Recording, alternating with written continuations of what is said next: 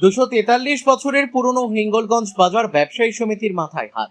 উত্তর 24 পরগনার হিঙ্গলগঞ্জ 243 বছরের পুরনো বাজার থেকে স্লোগান দিতে দিতে হিঙ্গলগঞ্জ বিডিও অফিস ও হিঙ্গলগঞ্জ থানায় গিয়ে তারা লিখিত ডেপুটেশন জমা দেয়।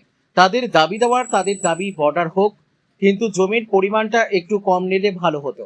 জন্য ওই ঐতিহ্যবাহী হিঙ্গলগঞ্জ ব্লকের হিঙ্গলগঞ্জ বাজার, যেটা কিনা ভারত বাংলাদেশ সীমান্ত লাগোয়া অবস্থিত। বাজার কমিটির সদস্য সুশান্ত ঘোষ তিনি বলেন, শোনা যাচ্ছে সীমান্তে কাঁটাতারের বেড়া দেওয়া হবে, সীমান্ত রক্ষী বাহিনীর জন্য একটি রাস্তাও তৈরি হবে। আরো বলেন যে আমরা চাই দুটোই তৈরি হোক, কিন্তু বাজার লাগোয়া ঘন জনবসতি এলাকায় জমি যতটা কম নেওয়া যায় সরকার তার ব্যবস্থা করুক, এটাই দাবি করলেন হিঙ্গলগঞ্জ বাজার সমিতি। এখানে প্রায় 350 থেকে 400 দোকানদার এই অসুবিধায় পড়বে। অনেকে রুটি হারাবেন, আবার অনেকে হারাবেন তার নিজ বাসস্থানও।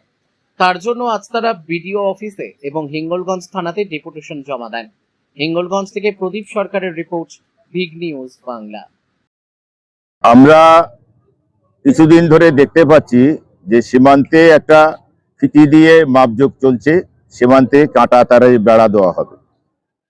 তো আমরা হিঙ্গলগঞ্জের ব্যবসায়ী, হিঙ্গলগঞ্জ এই যে ব্যবসায়ী প্রতিষ্ঠানটা, হিঙ্গলগঞ্জ ব্যবসায়ী সমিতির এই প্রতিষ্ঠানটা 243 বছরের পুরনো। 243 বছর আগে 1783 সালে এই বাজারটা তৈরি হয়েছিল।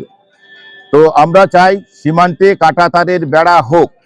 আমরা সীমান্তে কাঁটাতারের বিপক্ষে নই, কিন্তু বিপুল পরিমাণে ধন সম্পত্তি, বিভিন্ন পরিবার, দোকানপাট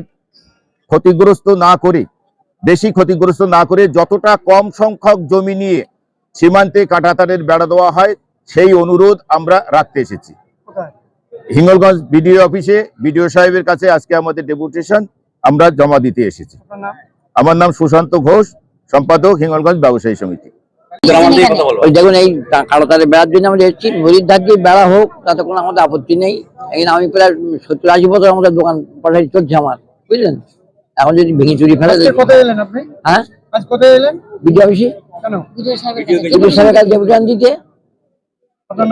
বলরাম দা।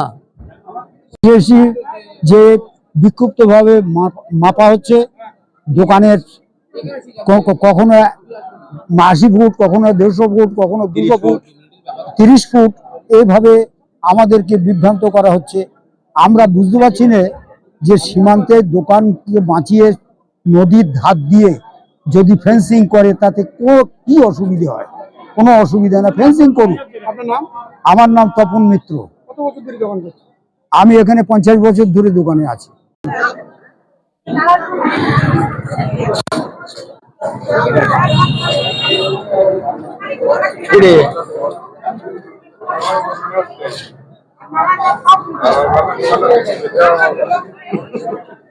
আমার কথা শুনলেন আমার